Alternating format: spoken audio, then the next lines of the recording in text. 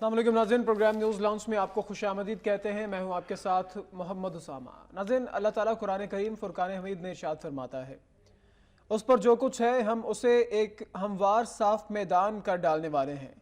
क्या तू अपने ख्याल में गार और कत्बे वालों की हमारी निशानियों में से कोई बहुत अजीब निशानी समझ रहा है? सूरह कहफ की आयत नंबर 8 से 9 तक का नाज़रीन उर्दू तर्जुमा आपने मुलाहिज़ा किया। दुआ करते हैं कि अल्लाह ताला हमें अमल दरामद की भी तौफीक अता फरमाए। नाज़रीन, कल की जो अहम खबरें थी, सबसे पहले और सबसे सर फहरिस्त जो खबर रही वो इस्लामाबाद में मजहबी जमातों का धरना था।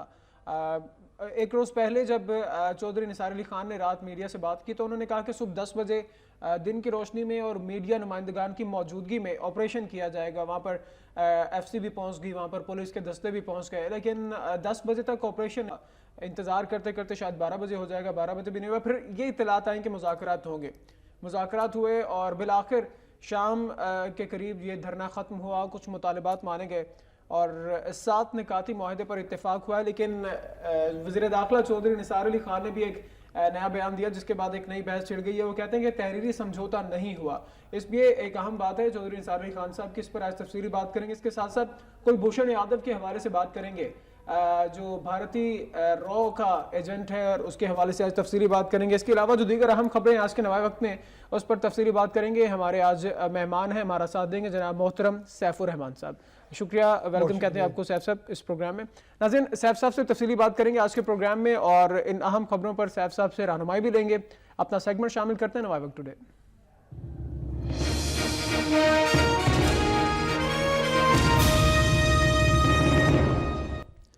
जी तो नाज़रीन, लीड पर सबसे पहले बात करते हैं। हुकूमत और मुज़ाहिरीन में मुज़ाकरात कामयाब, धरना ख़त्म हो चुका है, 7 निकाती मुआहदे पर इत्तेफाक हुआ है और चौधरी निसार अली ख़ान कहते हैं कि कोई तहरीरी समझौता नहीं हुआ।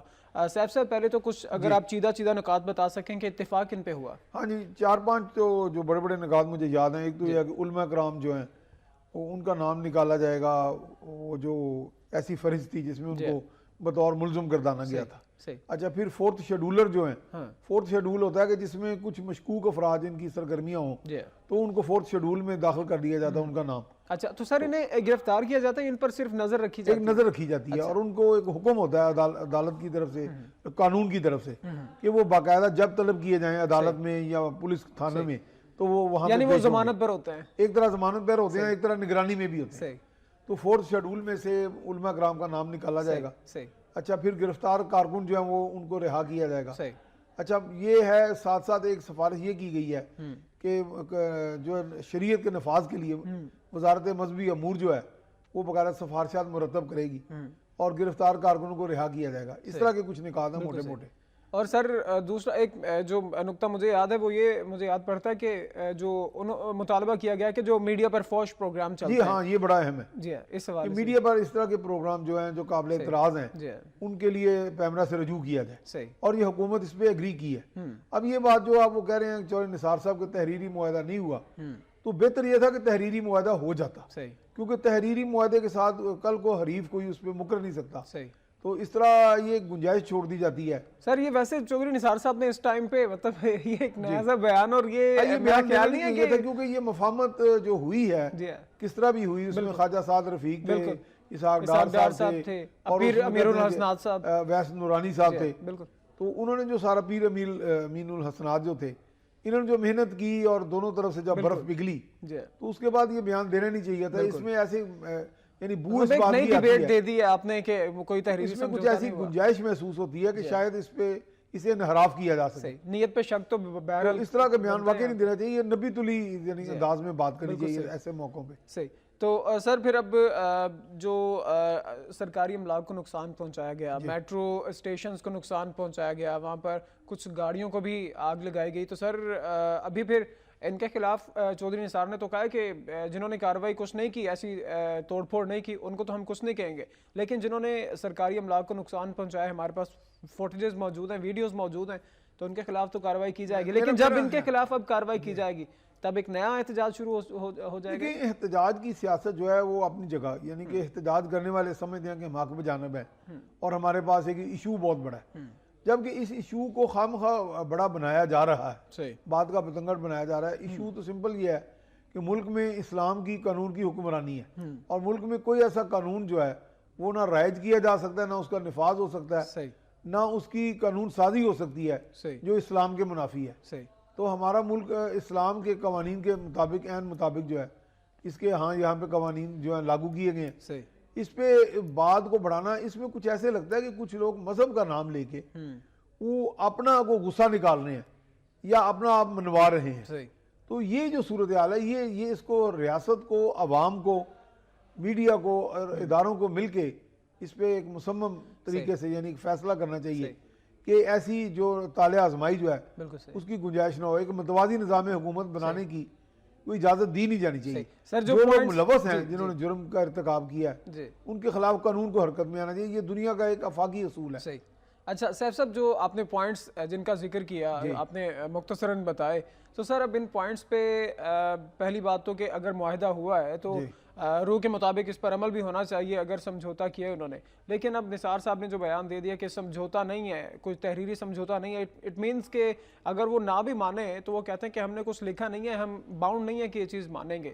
تو سر ایک یہ بھی خدشہ ہے کہ آگے بھی احتجاج ہو سکتا ہے، لیکن یہ جو پوائنٹس ڈیسائیڈ ہوئے ہیں ان کے، آپ سمجھتے ہیں کہ یہ واقعتاً ایڈریس کرنے کے قابل تھے؟ دیکھیں، جب دو حریف آمنے سامنے کھڑے ہوں اور متحرم انداز میں اور کچھ وہ باتیں منوانی ہوں تو پھر بڑا مشکل ہو جاتا ہے کہ ایک ہی کا نقطہ نظر پہ بات نہیں ہو سکتی۔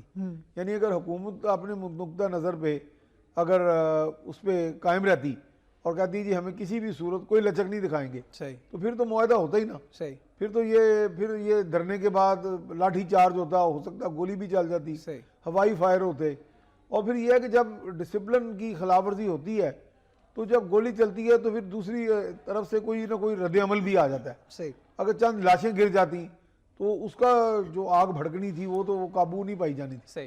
تو یہ تھوڑی بہت کچھ لے اور کچھ دے کے اصولوں پہ مفاہمت ہوتی ہے ہر وقت۔ تو لیکن سر یہ جو چودھری نثار صاحب کے بیان، ایک اور بیان جو ان کا ہے، ہم مذاکرات کے لیے نہیں گئے، وہ ہمارے پاس خود نہ آئے ہیں مذاکرات کے لیے، تو سر یہ اب مطلب اس سے تو یہ کسی حد تک دو طرفہ ہی تھا، یعنی کچھ ادھر سے پیغام رسانی تو ہوئی تھی۔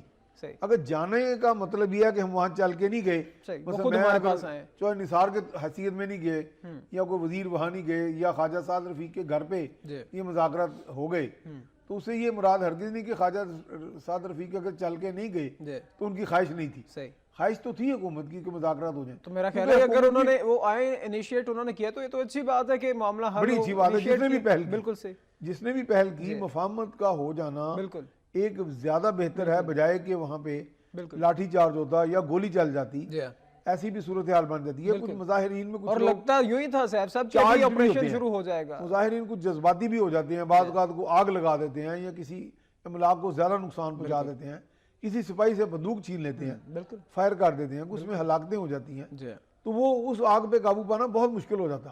مفاہمت کا جو میں سمجھتا ہوں کہ حکومت نے جو اگر آپشن استعمال کیا یا دوسری طرف سے بھی ہوا تو یہ دونوں فریقین میں ایک میں سمجھتا ہوں سینس پریویل کر گئی، یعنی کہ آخری موقع پہ وہ سمجھ گئے، ایک سوجھ بوجھ، فہم و فراست کا، افہام و تفہیم کا مظاہرہ کیا گیا، یہ ایک اچھی بات ہے۔ اب یہ ہے کہ 100% عمل درآمد کرنا، مجھے کچھ محسوس ایسے ہو رہا ہے کہ چودھری نثار صاحب ایک اصولی موقف پہ ڈٹے ہوئے ہیں کہ جن لوگوں نے املاک کو نقصان پہنچایا، آگ لگائی یا اس طرح کے جرم کا ارتکاب کیا، ان کو چھوڑا نہ جائے۔ سر موقف تو ان کا درست ہے، اس پہ حوالے سے ان کا موقف قانون اور آئین کے مطابق ہے، بالکل صحیح۔ ریاست کی عملداری، ریاست کے قوانین کی عملداری یہ ہونی چاہیے، ہر صورت ہونی چاہیے۔ اس میں میرا خیال ہے کہ جو دوسری سائڈ کے فریق ہے ان کو بھی اپنے چند وہ لوگ جو صرف ایک مذہب کے نام کی، مذہب کی غلط تعویل کے نام پہ حکومت کو یا ایک متوازی حکومت قائم کرنا چاہ رہے تھے یا ایک طرح کی نیم دہشت گردانہ سرگرمیوں میں ملوث تھے، ان کی نشاندہی کرائیں، وہ میں سمجھتا ہوں۔ اچھا، تو سیف صاحب اب ہم نے دیکھا کہ ماضی میں بھی بڑے طاقتور لوگ آئے کہ ہم نے شریعت کو نافذ کرنا ہے، میرا اشارہ آپ سمجھ گئے، تو سر ابھی تو یہ کہتے ہیں کہ ہم نے تو کچھ تحریری سمجھوتا ہی نہیں کیا، تو اتنے طاقتور لوگ اس طرح سے کامیاب نہیں ہوئے، تو یہ بس زبانی ایک جو سمجھوتا ہے یہ کامیاب ہو جائے گا کیا؟ دیکھیں، شریعت کسی ایک مولوی کی بنائی شریعت پہ تو نہیں عمل درآمد کیا جانا یا نفاذ ہونا، بالکل شریعت محمدی ہے صلی اللہ علیہ وسلم کی، جس پہ ہم سب لوگ متفق ہوں گے وہ شریعت ہوگی۔ دیکھیں یہ ہمارے ایک دو ٹی وی پروگرامز میں ایک دفعہ ذکر ہوا تو میرے ساتھ کچھ علماء کرام بھی تھے, انہوں نے حاکمیت اللہ کا ذکر کیا اور ہم سب اس کے پیروکار ہیں, ماننے والے ہیں.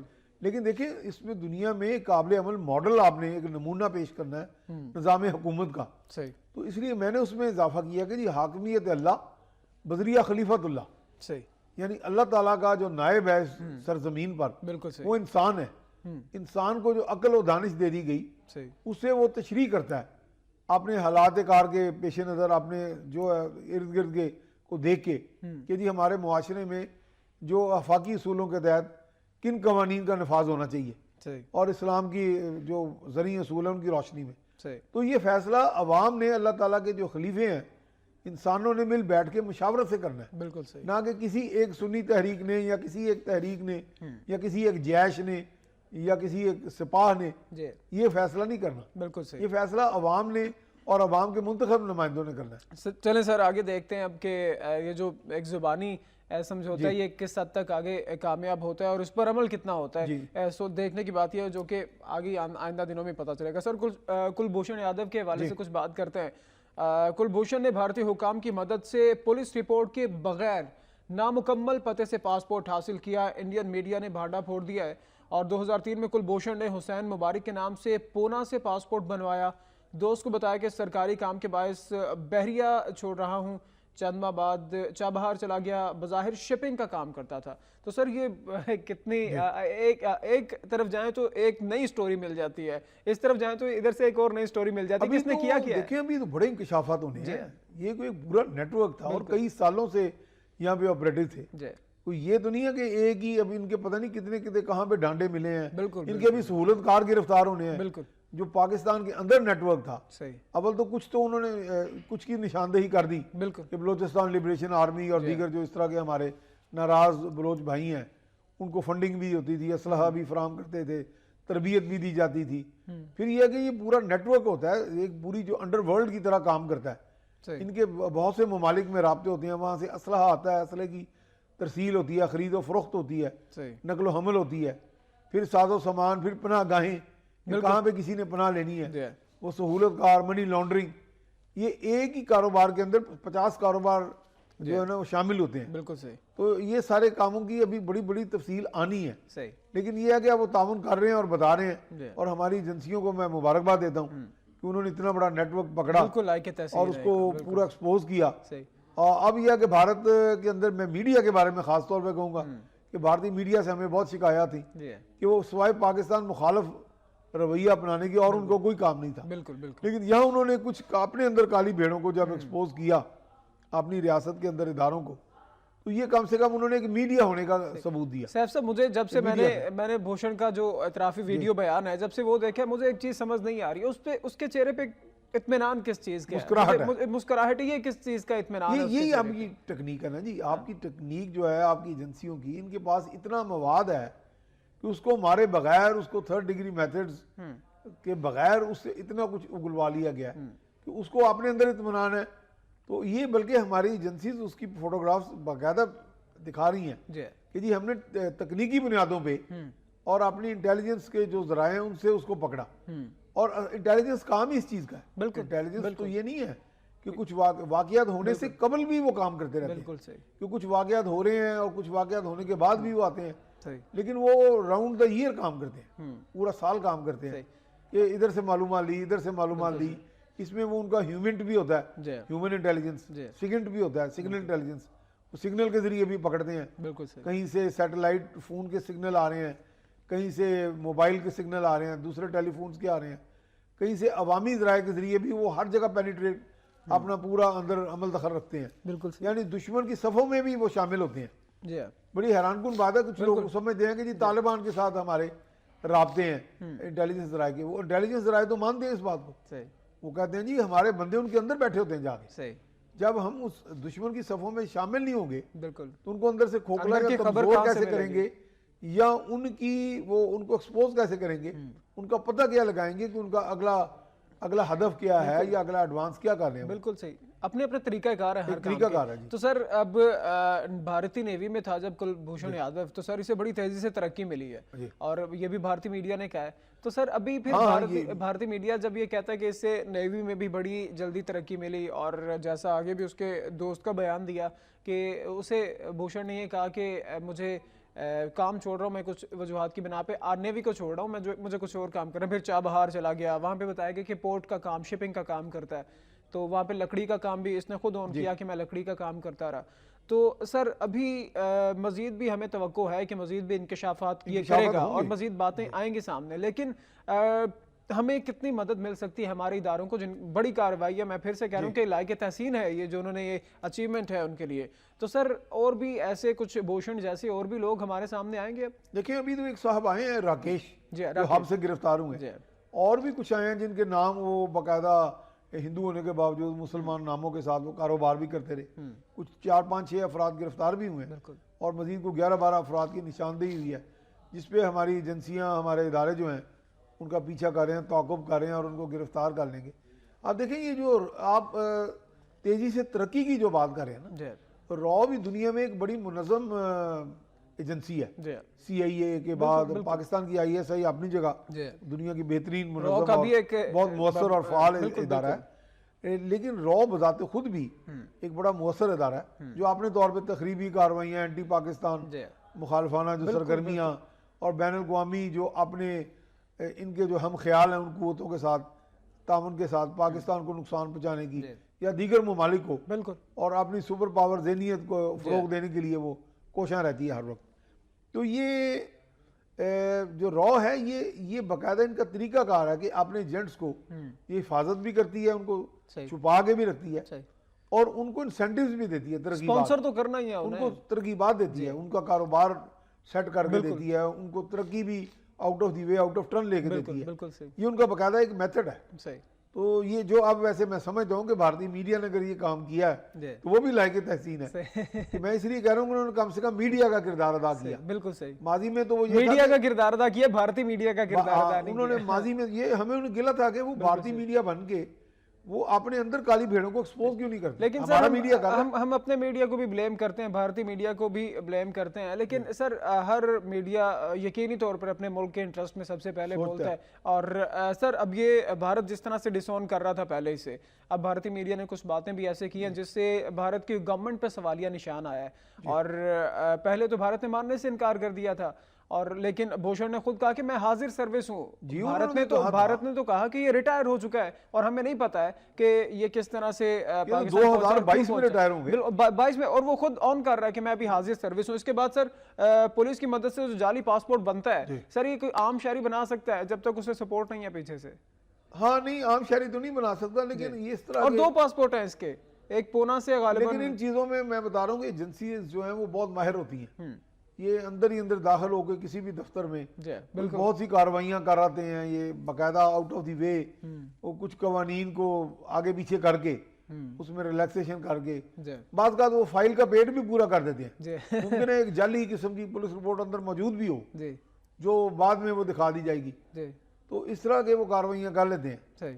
تو یہ ہے کہ چونکہ ان کا ایک مشن تھا کہ پاکستان میں آگے یہاں سرگرمیاں کی جائیں اس طرح کی تخریبی, بلوچستان میں باقاعدہ عدم استحکام لایا جائے. گوادر میں جہاں پر چائنیز نیشنل موجود تھے وہاں پر بھی اس نے کہا کہ, اور بلوچستان دیکھیں گے آپ, حافظ سعید صاحب نے چند روز قبل ایک میڈیا سینئر کے ساتھ ایک میٹنگ کی, جس میں انہوں نے کہا جی بلوچستان کے بارے میں لوگ سمجھتے ہیں کہ بلوچستان میں جو سرگرمیاں ہو رہی ہیں تخریبی وہ صرف بلوچستان تک محدود ہیں. انہوں نے انکشاف کیا کہ بلوچستان ایک مرکز بنا ہوا ہے, وہاں سے تخریبی کارروائیاں ملک بھر میں ہو رہی ہیں, یعنی کہ وہ ایک مرکز بنا ہوا ہے. بالکل صحیح. اور وہاں سے یہ آپ دیکھیں نا کہ اب اس ایکسپوجر کے بعد ان کی بات مجھے حافظ سعید صاحب کی صحیح لگ رہی ہے. بالکل صحیح. کہ وہاں سے وہ آپریٹ کرتے تھے, اور وہ پورے پاکستان میں سرایت کر کے پنجاب میں بھی آ جاتے تھے, جنوبی پنجاب بھی آ جاتے تھے, اور اس طرح بلوچستان کے اندر بھی ان کی جو سرگرمیاں تھی وہ بھی تھی. جیسے جو باہر سے آتے تھے زائرین, ان کو بھی مارا گیا. بالکل بالکل. تو یہ سارے واقعات جو ان کی آپس میں ڈانٹے ملتے دکھائی دیتے ہیں. اچھا سیف صاحب، ہر بندہ اس سٹوری کو اپنے اینگل سے لے رہا ہے. میں جس اینگل سے لے رہا ہوں سر، کل بھی میں نے ہمارے بڑے محترم اور آپ کے بڑے دوست افسار صاحب ان سے بھی میں نے یہ ذکر کیا. سر مجھے ایک خوشی ہے اس چیز کی کہ جو ایک مسلمانوں کا امپیکٹ تھا کہ مسلمان تخریب کاری کرتا ہے، مسلمان دہشت گردی کرتا ہے، وہ کلبھوشن یادو اصلی اور حسین مبارک نقلی، اس نے مسلمانوں کا جس طرح سے نام استعمال کیا اور تخریب کاری کی، سر اس سے مجھے حوصلہ ملا کہ یار مسلمان ایسا نہیں کرتا ہے. مسلمان یہ جس طرح سے یہ مسلمان نقلی مسلمان بنا، اس نے اپنی یہ بھی اطلاعات ہیں کہ اپنی باڈی میں جو مسلمانوں کی باڈی اس طرح سے بھی تبدیلی کروائی اور قرآن پاک کو بھی تھوڑا سا اس نے پڑھا. تو سر مجھے خوشی ہے کہ مسلمان ایسا نہیں کرتا ہے. لیکن جو صحیح مسلمان ہے، جو رسول اللہ صلی اللہ علیہ وسلم رحمت للعالمین کا ماننے والا ہے، وہ تو کبھی دہشت گردی نہیں کر سکتا. لیکن افسوس یہ ہے کہ ایک اکثریت دنیا میں ابھی تک جو سامنے آئی ہے وہ کلمہ گو ہونے کا دعویٰ کرتے ہیں، اور مارا بھی انہوں نے زیادہ تر کلمہ گو کو. یہ بڑی افسوسناک بات ہے، اس حقیقت کو ماننا چاہیے. لیکن یہ ہے کہ اس بات کو واقعی ہمیں ماننا پڑے گا کہ دنیا میں ریڈیکلائزڈ قوتیں موجود ہیں جو غیر مسلم بھی ہیں. یہ خام خواہ کا ایک ہمیں تہمت لگا دی گئی کہ جی مسلمان ہونا ایسے ہے جیسے کہ دہشت گرد ہونا. کیونکہ مسلمان تو دنیا میں جو اکثریت ہے، غالب اکثریت، وہ تو پرامن لوگ ہیں. بالکل، وہ تو ایک چند آٹے میں نمک کے برابر لوگ ہیں. وہ مسلمان ہونے کی حیثیت، وہ ایسے ہی جعلی مسلمان ہی انہیں ایکسپلائٹ کرتے ہیں. وہ اتفاق سے کلمہ گو ہیں یا اس کا کلمہ گو ہونے کا دعویٰ کرتے ہیں، لیکن وہ اسلام سے یہ اخذ نہیں کرتے یہ طاقت قوت دہشت گردی کی. بالکل صحیح. یہاں اسلام کے جو اصول ہیں بنیادی، وہ تو سارے امن اور سلامتی کا دین ہے ہمارا. بالکل. تو اس لیے اسلام کا اس سے کوئی تعلق نہیں. ہمارا دین جو ہے وہ امن کا دین ہے، بالکل رحمت للعالمین کا دیا ہوا دین ہے. بالکل. تو سارے عالموں کے لیے رحمت بن کے وہ آئے. ہم کے پیروکار ہوتے ہوئے بالکل کبھی تصور نہیں کر سکتے کہ ہم کسی کو تھپڑ بھی ماریں بالکل یا تشدد. اور ہمارا دین تو پھلدار درختوں کو بھی نقصان پہنچانے کو. جس زاویے سے بات کی، اس سے واقعی مجھے بھی حوصلہ ملا کہ کیا یہ مسلمانوں کو ہر وقت برا بھلا کہنا. بالکل. اب دنیا میں یہ نظر آ رہا ہے کہ یہ جو کتنا بڑا نیٹ ورک ہے، اور اس میں کون لوگ تھے، کیا وہ مسلمان تھے، اور کیا وہ اب وہ دوسرا سوال بھی اٹھے گا کہ کیا وہ غیر ریاستی عناصر تھے. بالکل صحیح، بالکل صحیح. یعنی ریاست پوری کی پوری شامل ہے. یہ تو اسٹیٹ سپانسرڈ ایکٹر ہیں، اسٹیٹ ایکٹر اور اسٹیٹ سپانسرڈ ایکٹر. کی دہشت گردی تو جو ہے وہ تو کوئی کسی صورت قابل قبول ہی نہیں ہے. کل میں نے یہی بات کی نا ابصار صاحب سے، تو انہوں نے کہا کہ یہ اسٹیٹ ایکٹرز نہیں ہے، اسٹیٹ ہے خود. اسٹیٹ خود ہے. یہاں تک کہا انہوں نے. جہاں ریاست خود شامل ہو تو پھر آپ کیا کہہ سکتے ہیں؟ عالمی امن کو خطرہ نہیں ہے تو کیا ہے؟ اس وقت میں سمجھتا ہوں کہ حافظ سعید صاحب نے بھی ایک بیان دیا کہ اقوام متحدہ میں یہ مسئلہ لیا جایا جائے. سر کالر ہے، کالر لیتے ہیں. طاہر صاحب ہیں جدہ سے. جی السلام علیکم. السلام علیکم. اسامہ، بڑا اچھا آپ نے کہا کہ بڑی کامیابی ہے ہماری ریولیوشن کو گرفتار کر کے. تھوڑی دیر کے لیے ہم یہ بھی سوچیں، ہم اپنی ناکامیوں کی طرف بھی تو دیکھنا چاہیے نا کہ 6 سال کے بعد ہمارے ادارے ان کو گرفتار کر رہے ہیں. 6 سال کا عرصہ بہت ہوتا ہے. اور یہی کھیل انہوں نے بنگلہ دیش میں کھیلا تھا، پورا پلے فارم تیار کر کے اس کے بعد انہوں نے حملہ کیا. کیا ہم اپنی ناکامیوں کا نہیں ذکر کریں گے؟ اس میں کتنی بڑی ناکامی ہماری کہ اتنے لوگ یہاں پھر رہے ہیں دن رات ہوئے، اور ہمیں ہمارے انٹیلیجنس ادارے، ہماری حکومت، ہمارا سسٹم یہ کہاں گیا ہے؟ یہ بھی تو سوچنے والی بات ہے نا. ہم اپنی چھوٹی سی کوئی اچھی چیز ایسا پوائنٹ آپ کا بالکل ویلڈ ہے، لیکن اگر اسے ہم پوزیٹیو بھی لے سکتے ہیں کہ جس طرح سے خفیہ ایجنسیز کا پتہ نہیں ہوتا ہے، آپ کو نہیں پتا ہوگا کہ آپ کے ساتھ جو بندہ ہے کسی ایجنسی کا بندہ ہے یا نہیں ہے، لیکن بہرحال ہمیں اس کی سپورٹ ضرور کرنی چاہیے. وہ آپ کا اپنا پوائنٹ ہے کہ 6 سال سے ایسے ہو رہا تھا، لیکن ہمیں میرا خیال ہے کہ ان کی سپورٹ کرنی چاہیے اور اپنی ایجنسیز کو، اپنے اداروں کو اس پر ان کو شاباش دینی چاہیے. یہ تو میں تو یہ کہہ رہا ہوں کہ بڑی کامیابی ہے، لیکن ساتھ ساتھ قومیں اسے سیکھتی ہیں. جو غلطیاں ہم نے بنگلہ دیش زمانے میں کی ہے، دوبارہ ہمیں ان حالات کو مد نظر رکھنا چاہیے. اس کو دیکھ کے غلطیوں سے قومیں سیکھتی ہیں. شکریہ طاہر صاحب کال کی آپ نے جدہ سے. ہمارے ایک اور کالر ہیں خواجہ انجم صاحب. جی السلام علیکم خواجہ صاحب. السلام علیکم. جی دیکھیں جی، مشرقی پاکستان کے اندر اگر تلا سازش، پھر مکتی بانی، پھر پاکستان ٹوٹ جاتا ہے. اب آئیے پاکستان کی طرف ایم کیو ایم کے خلاف 2 آپریشن ہوتے ہیں، بے نظیر اور نواز شریف. 97 کے اندر ایم کیو ایم کو ریاست پاکستان بھتہ دیتی ہے، اور مشرف صاحب کو کیا پتہ نہیں تھا ایم کیو ایم کے بارے میں؟ کیا وہ آئی ایس جب پاکستان کے سپہ سالار تھے اور شہر لاہور کے اندر، اسلام آباد کے اندر کھڑے ہو کر ہاتھ لہرا کر کہہ رہے تھے کہ جو قتل عام ہو رہا ہے یہ میری طاقت کا اندازہ ہے؟ اب دیکھیں، اقبال نے کہا تھا کہ جعفر از بنگال، صادق از دکن، ننگے ملت، ننگے دین، ننگے وطن جعفر اور صادق کون تھے؟ یہ سراج الدولہ اور ٹیپو کے سپہ سالار تھے. ہمیں آج سوچنا ہوگا کہ ہم کس طرف جا رہے ہیں، ہماری صفوں کے اندر کون ہے. ایمان، تقوی، صفحے اپنی درست کرنا ہے. بہت شکریہ. خواجہ انجم صاحب کراچی سے ہمارے ساتھ موجود ہیں. خواجہ صاحب کی تاریخ بڑی مضبوط ہے. جی جی ماشاءاللہ، بالکل بڑا وہ سارا ان کو مطالعہ اس کا بڑا مشاہدہ، تاریخ بڑی مضبوط ہے. انہوں نے باتیں ویسے دونوں طرف سے ایک طرح تشویش کا اظہار کیا گیا. نہیں، یہ ایسا نہیں ہوتا. انٹیلیجنس آپریشن کے بارے میں شاید لوگوں کو علم نہیں ہے، وہ اتنا آسان کام نہیں ہوتا. بالکل، یعنی جب تک آپ ثبوتوں کے ساتھ، شواہد کے ساتھ، یہ لوگ اپنا ٹریل جسے کہتے ہیں نا، اپنے شواہد پیچھے نہیں چھوڑتے. بالکل یہ ایسا انداز دیکھو نا، حسین مبارک پٹیل، وہ کیا انداز تھا. اب آئی ایس آئی والے اس طرح، یا ہمارے جو دیگر ادارے ہیں انٹیلیجنس کے، وہ یہ نہیں ہوتا کہ وہ باقاعدہ ایک دم ان کے پاس کوئی سی آئی ڈی آ جاتی ہے اور ان کو پتہ چلتا ہے یہ حسین مبارک پٹیل جو ہے یہ یا دیو ہے یا بھوشن ہے، جو بھی ہے. تو وہ وہاں پہ باقاعدہ تحقیق سے کام کرتے ہیں. اس میں ایک وقت لگتا ہے، پھر وہ ثبوتوں کو اکٹھا کرتے ہیں، اور اس لیے یہ ایک مشکل کام ہے. اس لیے توقعات جو ہیں ہماری وہ تھوڑی سی زیادہ ہیں ان سے، لیکن کام وہ کرتے رہتے ہیں. یعنی بہت سے ایسے نیٹ ورک ہیں جن کو وہ پکڑتے ہیں، ان کو سمیش کرتے ہیں، ان کو توڑتے ہیں، جن کو میڈیا میں نہیں ذکر آتا. لیکن یہ چونکہ بڑی کامیابی تھی، تو اس نیٹ ورک کے نیچے کچھ نیٹ ورکس توڑے بھی گئے ہیں ماضی میں. تو نیٹ ورکس کو توڑ کے ایکسپوز کر کے تو پھر اس پہ ہاتھ ڈالنا اس انداز سے مقصود تھا کہ دنیا بھر میں اس کو بتایا جائے، اور بھارت کو ایک باقاعدہ سیٹ بیک دیا جائے، ایک باقاعدہ بتایا جائے کہ جناب اگر آپ یہاں پہ کچھ کر رہے ہیں تو ہم نے بھی باقاعدہ ایک پوری نگاہ رکھی ہے. اچھا صاحب، اس کے علاوہ مجھے آئی ایس پی آر کا یہ اقدام بڑا اچھا لگتا ہے.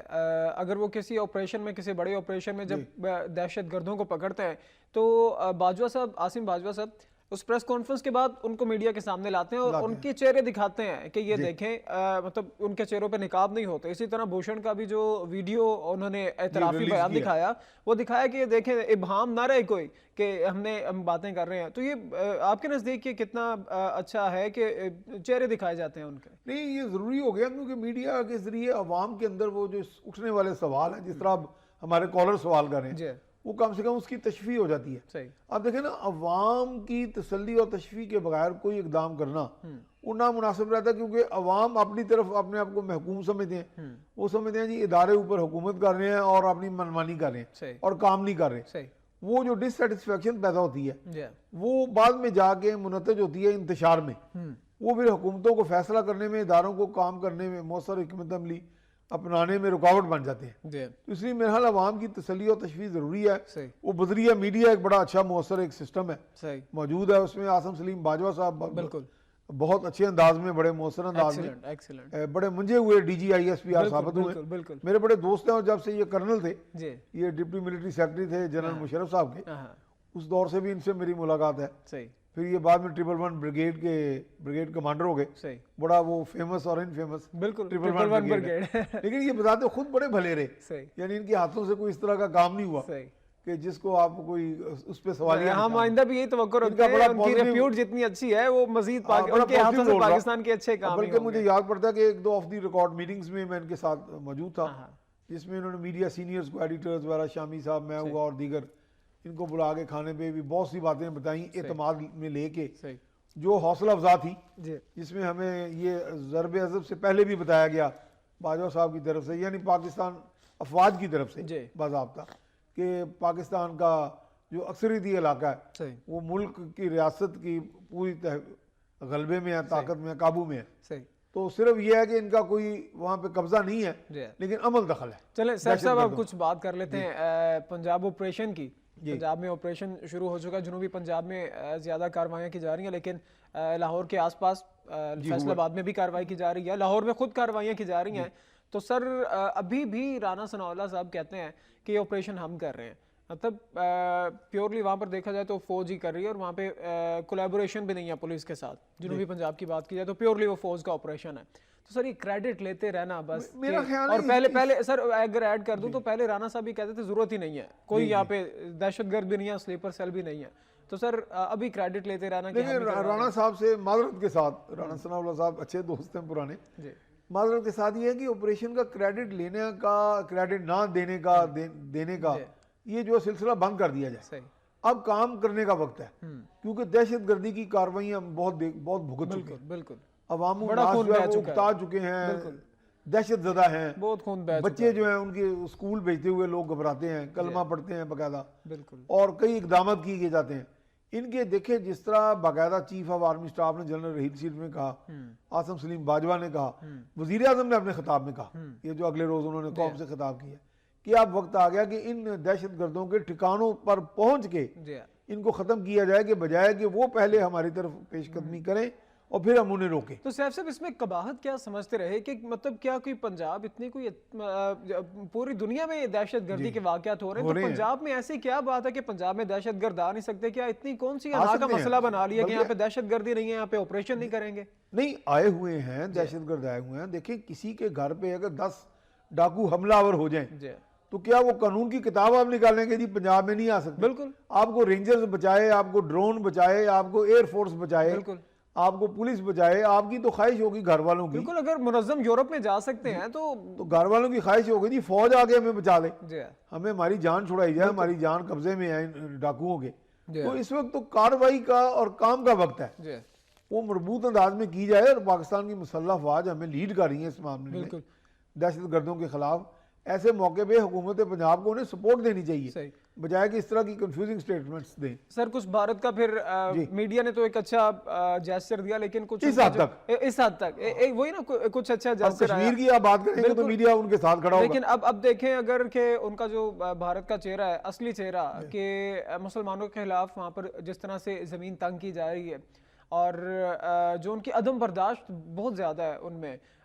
3 بھارتی طالب علموں کو کل تشدد کا نشانہ بنایا گیا، بازو توڑ دیا گیا ہے کہ آپ بھارت ماتا کا نعرہ لگائیں. انہوں نے انکار کر دیا، ان کو تشدد کا نشانہ بنایا گیا ہے، بازو شازو توڑ دیے، اور تینوں مسلمان بتائے جاتے ہیں. دیکھیں افسوسناک بات ہے کہ میں نے اپنے اخبار میں ایک ایکسکلوزیو بریکنگ نیوز بھی دی تھی کہ کچھ عرصہ قبل بھارت کی 1-2 یونیورسٹیز میں افغان طلبہ کے ساتھ بھی اس طرح کی زیادتی کی گئی، بڑا مارا پیٹا گیا، اور ان کے ساتھ بھی یہ کہا گیا کہ جی یہاں سے نکالا جائے ان کو کیونکہ یہ مسلمان ہے.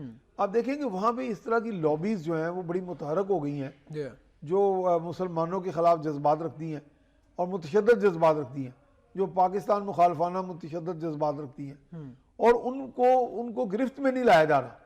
یعنی کچھ ایسے لگتا ہے کہ ریاستی سرپرستی پیچھے شامل ہے. وہ مودی سرکار کا وہ جو چہرہ، وہ جو دل ہے، بالکل وہ ماضی کا، وہ جو گجرات کا جو ان کا تھا، وہ وزیر اعظم بننے کے بعد بھی ابھی بھی وہ گجرات کے وزیر اعلیٰ ہی ہیں جو وہ ان چیزوں کو پروان چڑھا رہے ہیں، یا کم سے کم جب ان پہ ہاتھ نہیں ڈال رہے، اور اگر تساہل کا بھی وہ تھوڑا مظاہرہ کر رہے ہیں تو اس سے مراد تو یہ ہے کہ وہ کسی حد تک ایک خاموش سپورٹ دے رہے ہیں ان کو. جب ریاست حرکت میں نہیں آئے گی، قانون حرکت میں نہیں آئے گا، تو پھر آپ کا وہ سیکولر ہونے کا دعویٰ اور آپ کا یہ دعویٰ کہ جی یہاں پہ تو تمام مذاہب کو کھلی آزادی ہے اپنے پرستش کرنے کی، اپنے طور طرز زندگی کے ساتھ زندگی بسر کرنے کی، وہ دعویٰ تو دھرے کا دھرا رہ گیا. صحیح. تو اچھا سیف صاحب، اس سے پہلے اس والے واقعے سے پہلے 2-4 روز پہلے کی بات ہے، محبوبہ مفتی کو جو الٹیمیٹم دیا گیا شیو سینا کی جانب سے کہ جب آپ حلف لیں گی تو آپ نے بھارت ماتا کی جے کا نعرہ لگانا، لیکن انہوں نے کہا کہ الٹیمیٹم دیا ہے. اس کے بعد جو فاروق عبداللہ صاحب جو کہ سابق ہیں ان کے کشمیر کے وزیر اعلیٰ ہیں، تو انہوں نے بھی کہہ دیا کہ کالے قوانین سے کشمیریوں کی نسل کشی کی گئی ہے، بھارت ماتا کی جے کا نعرہ لگانا قبول نہیں ہے. تو ان کے آئین میں تو نہیں ہے کہ ہر کوئی بھارت ماتا کا جے کا نعرہ لگائے گا؟ یہ تو ایک جذباتیت ہے نا جی، یہ تو متشدد وہی جذباتی آپ امپوز تو نہیں کر سکتے، وہ آپ امپوز نہیں کر سکتے. آپ دیکھیں پاکستان میں بھی ہم کتنی محبت کرتے ہیں پاکستان سے، تو کیا ہم ہر ایک سے یہ تو نہیں ایکسپیکٹ کرتے کہ جب وہ کسی پلیٹ فارم پہ کھڑا ہو تو پہلے پاکستان زندہ باد کا نعرہ ضرور. اب ہولی اور دیوالی کی تقاریب میں ہمارے اعلیٰ حکام وزیر اعظم تک گئے ہیں، لیکن ہم نے تو کسی ہندو سے نہیں کہا کہ آپ پاکستان کے فیور میں نعرہ لگائیں، گو کہ وہ خود کو بہت زیادہ اچھا پاکستانی کہتے ہیں، اور وہ ہیں ہمارے جو ہندو بھائی ہیں، ہمارے مسیحی بھائی ہیں. بھارت جیسا ایک ایسا ملک جو جمہوریت کا بڑا دعوے دار ہونے کا بڑا دعویٰ کرتا ہے، بالکل، تو وہاں جمہوریت تو نام ہے برداشت کا، بالکل، تحمل کا، بالکل، ایک دوسرے کے ساتھ رواداری سے جینے کا، رہنے کا. تو جہاں پہ یہ رواداری کے اصول کہاں گئے، وہ جمہوریت کہاں گئی؟ اور تہذیب اور تمدن کا جو ارتقاء کے بعد، یعنی کئی سال ہوئے آزاد ہوئے، تو بجائے کہ وہ ایک دم ایسے لگتا ہے جیسے ریورس گیئر لگ گیا. صاحب صاحب بھارت میں بڑے پڑھے لکھے لوگ ہیں, بڑے فہم رکھنے والے لوگ ہیں, اور شاعر ہیں, ادیب ہیں, شاعر ہیں, تھنکرز ہیں, بڑے بھارت ایک اچھے لوگ پیدا کیے ہیں بھارت نے. لیکن کیا وہ لوگ کوئی کام نہیں کرتے بھارت میں عدم برداشت پر, تاکہ عدم برداشت کی روک تھام کی جائے؟ کیا وہ کوئی کام نہیں کرتے ہیں؟ بجائے اس کے کہ پاکستان کی اسٹیبلشمنٹ کو ہم کئی بار تنقید کا نشانہ بناتے ہیں, حقیقت یہ ہے کہ بھارت کی اسٹیبلشمنٹ جو ہے وہ بہت طاقتور ہے, اور وہ جو بھی اپنی پالیسی بناتی ہے اور جو بھی ترجیحات مرتب کرتی ہے اس کو اس طرح فالو کیا جاتا ہے تمام آپ کے شعبہ جات میں, تو وہ پھر آپ کا وہاں کا ایک فطرت ثانیہ بن جاتی ہے. اور وہاں پہ ابھی تک وہاں کی جو اسٹیبلشمنٹ ہے اس کے اندر ایک تو سپر پاور کا ایک بھوت سوار ہے کہ جی یہاں پہ جتنی بھی ریاستیں پاکستان بھارت کے گرد و پیش میں ہیں, پاکستان سمیت, وہ ہماری ذیلی ریاستیں ہیں, اور وہ ہمیں ایک چودھری مانے اس علاقے کا. ایک تو وہ چودھراہٹ کا جذبہ, وہ چودھراہٹ جو ہے نا وہ آپ کے اندر ایک امتیازی رویہ پیدا کرتی ہے. جب آپ امتیازی برتاؤ کریں گے ریاست کے اندر اور ریاست کے گرد و پیش میں, تو پھر اس طرح کا انتشار پیدا ہوتا ہے. یعنی بڑا کام کرنا ہے بھارت کے, اگر جو اچھے لوگ ہیں انہیں بڑے کام کرنے کی ضرورت ہے. سر اس کے علاوہ دو خبریں اب مختصر ان پہ بات کر لیتے ہیں. پیٹرولیم مصنوعات کی قیمتوں میں 3 سے 6 روپے لیٹر تک اضافے کی سفارش آج اعلان کیا جائے گا, کیونکہ پہلی پہ ثمرات ملتے ہیں یا مہنگائی ہوتی ہے پیٹرول کی قیمتوں میں. تو سر پچھلے مہینے قیمتیں کم ہوئی, عوام بڑی خوش تھی, صرف ابھی انجوائے بھی نہیں کیا لوگوں نے صحیح طرح سے. افسوسناک خبر ہے, لیکن باہر کے ممالک میں آپ جا کے دیکھیں پیٹرول کی قیمت وہاں بھی اتنی کم نہیں ہے, یعنی عوام کو اس طرح ملتی ہے, لیکن وہاں قوت خرید زیادہ ہے عوام کی. اس لیے حکومت کو اس وقت زیادہ توجہ دینی چاہیے, میرے دوست خاص طور پہ اسحاق ڈاکٹر صاحب کو, کہ وہ عوام کی قوت خرید بڑھائے. سر جب آپ کی قوت خرید بڑھے گی پھر آپ کو پیٹرول کی قیمت بھی آپ کو جو دنیا کے ساتھ اگر وہ بڑھتی ہے تو وہ قابل برداشت ہوگی. سر آپ اپنے دوست سے وقتاً فوقتاً یہ کہا کریں نا کہ یار عوام کو بھی تھوڑا سا ریلیکس میں انہیں جب ملا ہوں تو میں انہیں یہی کہتا ہوں کہ جی عوام کے لیے کیا خبر ہے, اور عوام کے لیے کیا اچھی خبر ہے. وہ پھر کچھ بتاتے ہیں, کچھ میری سمجھ میں آتی ہے. شاید ان کا جواب یہ ہوتا ہوگا کہ وزیر اعظم اور میں فلاں ملک جا رہے ہیں, یہ اچھی خبر ہے. اچھا ایک اور خبر ہے بلاول بھٹو صاحب کے حوالے سے, کہ بھٹو صاحب کی جو برسی ہوئی تھی اس میں یہ انکشاف ہوا تھا کہ جو پیسہ لگا ہے وہ سرکاری خزانے سے استعمال کیا گیا. تو بلاول بھٹو نے ایک تو نوٹس لیا اس پہ, جو کہ اچھی بات ہے, نوٹس لیا ہے. لیکن سر اگر ایسا ہوا ہے تو کتنی افسوسناک بات ہے کہ آپ ایک پرائیویٹ آپ کی محفل ہے یا پرائیویٹ ایک تقریب ہے, اس میں آپ عوام کا پیسہ لگا. یہ تو ہمارے جو انویسٹیگیٹو رپورٹرز ہیں ان کا کام ہے نا کہ آگے ایکسپوز کریں, یہ صرف بیان کی حد تک نہ رہ جائے, صرف انکشاف تک نہ رہے, انکشاف تک نہ رہے. بات اس میں دیکھیں, تحقیق کریں اور مزید تفصیلات حاصل کریں, کیونکہ حکومتی جو ڈاکومنٹس ہوتے ہیں یا حکومتی اخراجات وہ تو دستاویزی ان کے ثبوت مل جاتے ہیں. بالکل. اور اب ویسے بھی رائٹ ٹو انفارمیشن ایکٹ جو ہے وہ لاگو ہے پورے ملک میں, اس کے تحت آپ حکومت جو ہے وہ اس بات کی جو لائبل ہے کہ اگر آپ حکومت سے رابطہ کرتے ہیں کہ جی ہمیں یہ معلومات فراہم کی جائیں تو وہ دینے کے لیے پابند ہے. صاحب بہت شکریہ آپ کا تشریف رہا پروگرام میں. ناظرین آپ کو بھی بہت شکریہ, آپ نے پروگرام دیکھا. ناظرین 4 روز پہلے جو لاہور میں افسوسناک واقعہ پیش آیا تھا, اس کے بعد پنجاب گورنمنٹ نے 3 روزہ سوگ کا اعلان کیا گیا تھا. کل سوگ کا آخری روز تھا, لیکن وہ جو غم ہے, وہ جو سوگ ہے, وہ جو قیمتی جانوں کا نقصان ہے, وہ ہمیشہ ہمارے دلوں میں رہے گا. آج پہلا دن ہے, سوگ ختم ہو چکا ہے, لیکن میں نے پہلے ذکر کیا کہ سوگ ہمارے اندر ضرور رہے گا. اور ہم دعا کرتے ہیں اور امید کرتے ہیں کہ لاہور کا جو بلاسٹ تھا یہ اس پاکستان میں آخری بلاسٹ تھا. اس کے بعد اب کوئی دھماکہ نہیں ہوگا, کوئی ایسی خون ریزی نہیں ہوگی, خون کی ہولی نہیں کھیلی جائے گی. اور صرف پاکستان میں نہیں, پوری دنیا میں اس دہشت گردی کے ناسور کا یہ آخری واقعہ ہوگا. ہم دعا کرتے ہیں. اسی دعا کے ساتھ مجھے اجازت دیجیے. اللہ حافظ.